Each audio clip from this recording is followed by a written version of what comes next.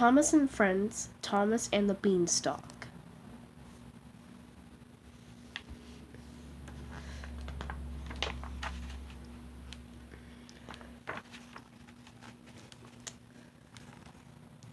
It was the end of a very busy day on the island of Sodor. The engines were settling down in their sheds for the night. Thomas the Tank Engine thought that it would be nice to tell his friends a bedtime story. He told James and Percy his favorite fairy tale, Jack and the Beanstalk. "I like the part about the magic beans," Percy peeped when the story was over. "I wish a magic beanstalk would grow here on Sodor."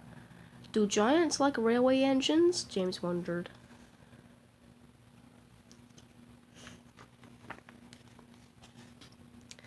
The next day Thomas picked up a load from the farm. "Sacks of beans." Thomas chuckled. "Just like in my bedtime story," he peeped. Suddenly Dieselton appeared around a bend. He was speeding out of control. "Get out of my way, little toy tank engine!" Dieselton roared. Thomas couldn't move fast enough. Dieselton bashed into him and raced off. Thomas crashed into a side rail and tipped over. Some of his cargo spilled out of the trucks.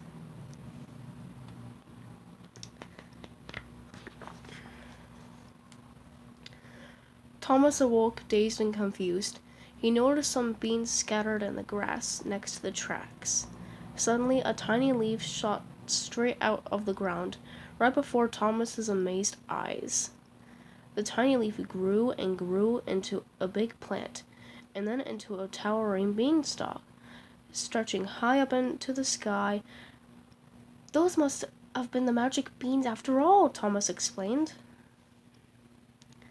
Thomas could hardly believe it. The giant beanstalk was different from the one in his story.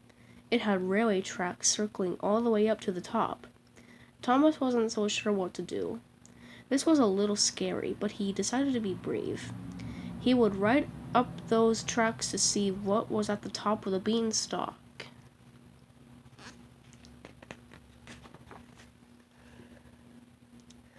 Thomas started up the beanstalk. Around and around and up he climbed. And then he climbed some more. It seemed like the beanstalk went on forever. Finally, Thomas reached the top. He saw an amazing sight.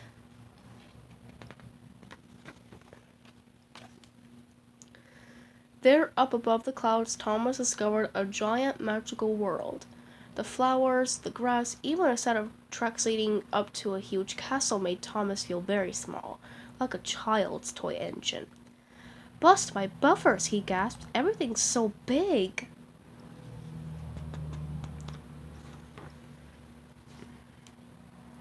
Thomas couldn't help wanting to explore. He followed the tracks into a castle courtyard. There he realized he was traveling on a Sodor-sized railway. All the buildings, trees, and railroad signs were just the right size for Thomas. It was a toy train set. Thomas looked up and around at the castle, with its impossibly high gates and turrets. "Why is everything else so big?" he wondered aloud. And Thomas heard the sound of a steam whistle.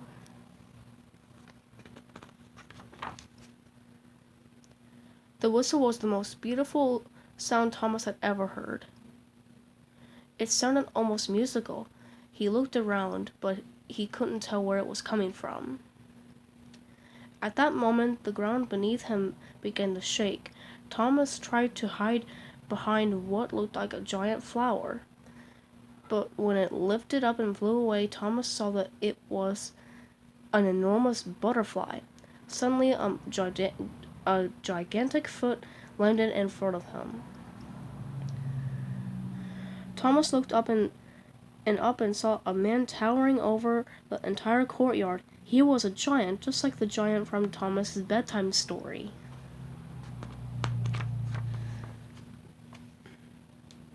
Thomas had never seen anyone this big. Before he could make a move, he heard a little voice calling to him. "Quick, over here!" Thomas turned and saw a gleaming gold steam engine on the track ahead of him. She was trying to get his attention. He started to roll towards her. But before he could speak to her, the giant reached out with his enormous hand and picked up the little engine. Then he put her down on another track. The giant pushed the gold engine back and forth on the track. All the while he made peep and whistle noises in his booming voice, and Thomas realized the giant was playing with the little engine as if it were a toy.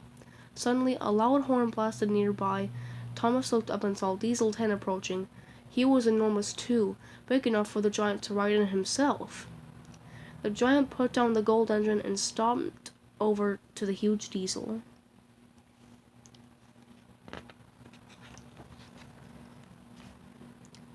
Thomas saw his chance. He hurried over to the gold engine. "What is this place?" Thomas asked her. "It's the giant's castle," the gold engine replied.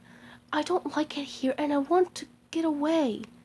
She told Thomas that she had been taken from her home, where she was a really special engine. "I run on gold coal," she said, "but here I'm just the giant's favorite toy. I wish I could go home." Thomas wanted to help the gold engine. "I don't know how to get to your home from here, but I can take you back to mine," he said. Thomas told her about the island of Sodor, where everything was the right size for them. "You will be safe and happy there," he said. "Sodor sounds wonderful," the gold engine said. "I climbed up a giant beanstalk to get here," Thomas said. "It's this way." He headed toward the courtyard gate, but after a few feet he slowed and stopped.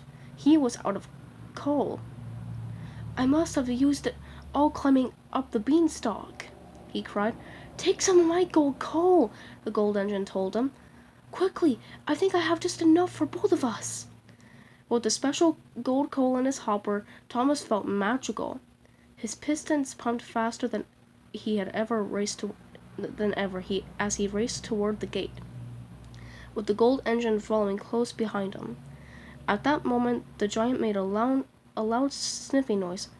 "I smell steam," he said. He turned and saw the two little engines trying to get away. His thunderous voice boomed. "Fee, fi, fo, fum! I see two engines on the run. If they're toys or if they're real, I'll now have two engines to steal."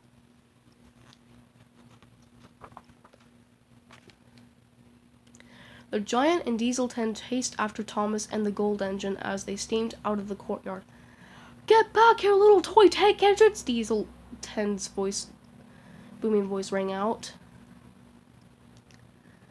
Thomas sped up, heading toward the beanstalk. If they could just get back to Sodor, he knew everything would be all right.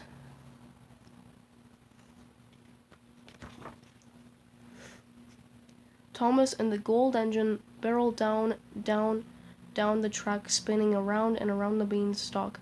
"We made it! We're on Sodor! We're home!" Thomas cried as they reached the bottom, feeling a little dizzy. But when the two engines looked up, they were shocked to see that the giant was coming down the beanstalk after them. "Oh no," Thomas explained. "Sodor is full of little engines. The giant will want us for his toys." Thomas thought quickly. He backed up and bashed into the beanstalk with all his might. He saw his friends James and Percy in the distance and called to them for help.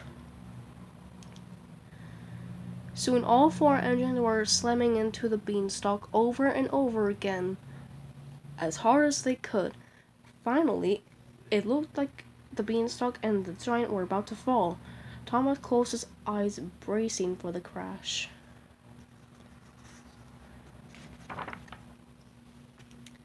Thud! Thomas opened his eyes as he felt himself being tugged. Two engines were pulling him upright. Percy and James were still there, but the little gold engine was gone. "What happened?" Thomas asked. "Where's the beanstalk?" "Beanstalk?" Percy asked. "What beanstalk? We came to help when we heard about your crash with Diesel 10. Thomas told his friends about everything that had happened. The beanstalk, the magical world above the clouds, the giant, and the special gold engine. "It all seems so real," he said softly. "But it must have been a dream." I guess giants really do like railway engines after all, James said with a chuckle. Thomas, look, Percy said. Thomas's driver was holding up a single piece of gold-colored coal he found in Thomas's hopper. The driver looked puzzled. What is that? James asked. Thomas gasped. He didn't know what to say because it had all been a dream, hadn't it?